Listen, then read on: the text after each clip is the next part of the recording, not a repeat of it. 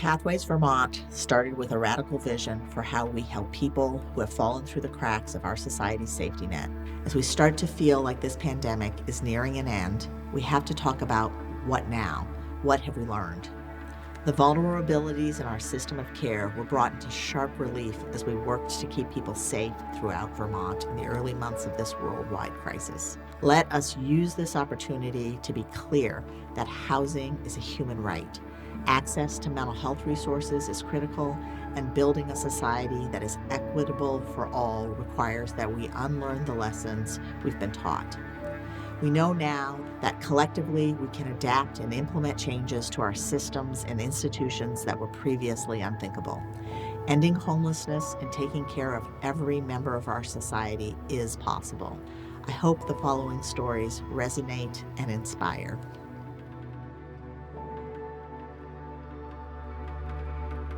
I'm Koren, and I live in central Vermont. I started working with Pathways in 2018. I was struggling with homelessness off and on for a few years. For the most part, I grew up in this central Vermont area. We were very low income. We lived in a Section 8 housing complex where it was pretty rough. I have a lot of past and childhood trauma. There was a lot of abuse. I have 2 children. My daughter Leela, she'll be 14 next month, and my son Everett just turned 9. I had my daughter at 18 years old. She was at my high school graduation. She was 2 days old. I was going to public school, working 2 jobs, and walking like 10 miles a day my whole pregnancy. So I worked really hard and I tried really hard, but it felt like my mental health always got in the way of anything that I wanted to do. And 2014, I became homeless, lived in a hotel with my kids for a little while, and by the end of the summer I decided that it was just too much for my kids. She was about to go back to school and she just needed somewhere stable to sleep every night, so I had my kids go live with their grandmother, and I stopped staying in hotels. I was sleeping on the street, and my mental health just got worse and worse. Not long after, I landed in jail for 3 years. And from there, I came into the Pathways program, and I've been here since January 14th of last year. Having a home has definitely been the key and the foundation to succeeding and doing the things that I really want to do for myself and for my family. I've had some struggles, but I've consistently been working on goals, figuring out what my aspirations are, and really doing the work so that I can succeed. I got re-enrolled in college. I paid off my debt.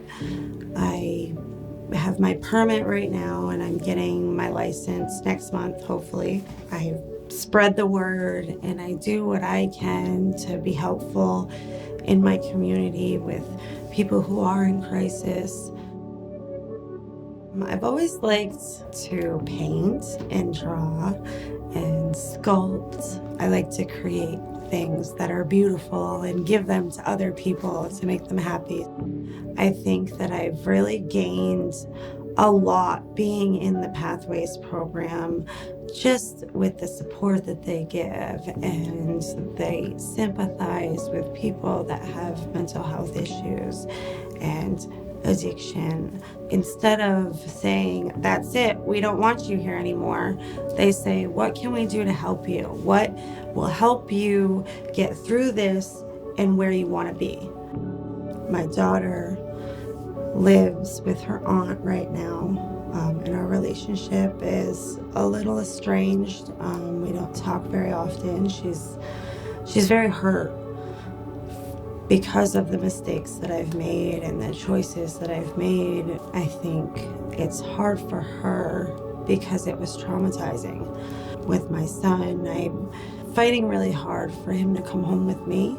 I'm ready for that next chapter in my life. A home, that is where your family is. That's where you have Thanksgiving dinner. It's where you make beautiful meals. It's important to me because, people say home is where the heart is, but you can't have the things you love if you have no home. The thought that my children will hopefully be part of my life soon, that brings me joy.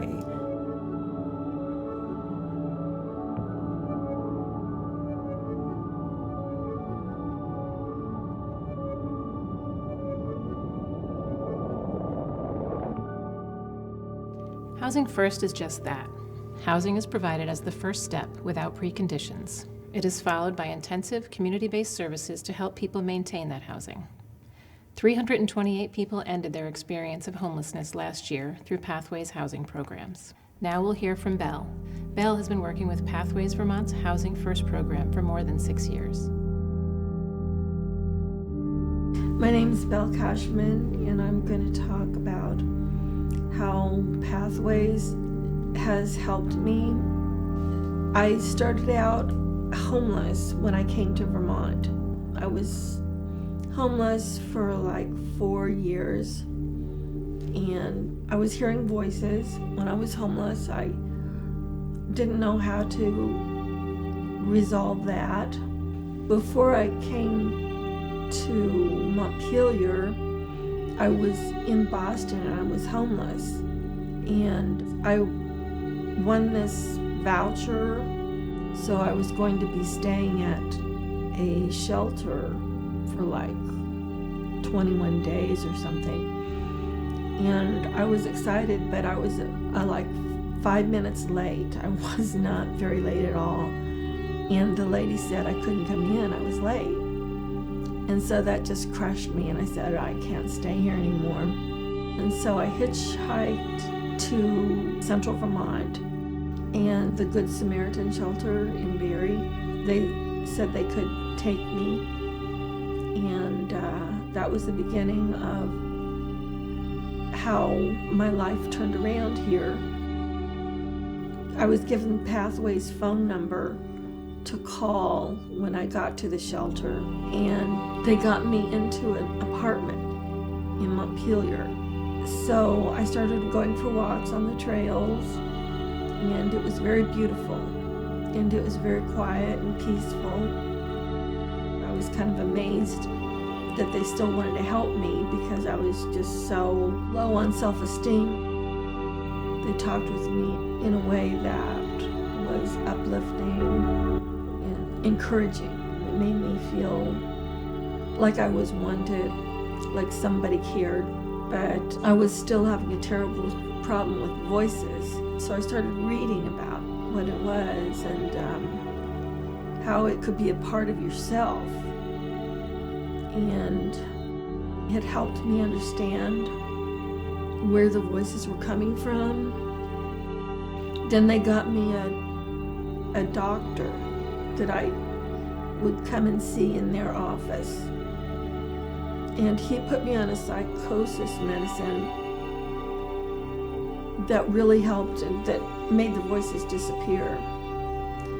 And that was the beginning of like the rest of my life. I mean, it was just such a relief. It felt so good. There is a big difference between being homeless and staying in a shelter and having an apartment and having the money to pay for an apartment. And I didn't feel I was ever getting anywhere until Pathways started helping me. And their belief was that it was impossible to help someone unless they had housing, they had a place to live. So that helped me a lot because I couldn't have done it myself. Being safe in an apartment makes a big difference. I think I was a lucky person to have survived my homelessness. There are some times when it can be scary. The way Pathways has helped me, I mean, it was vital to my getting anywhere.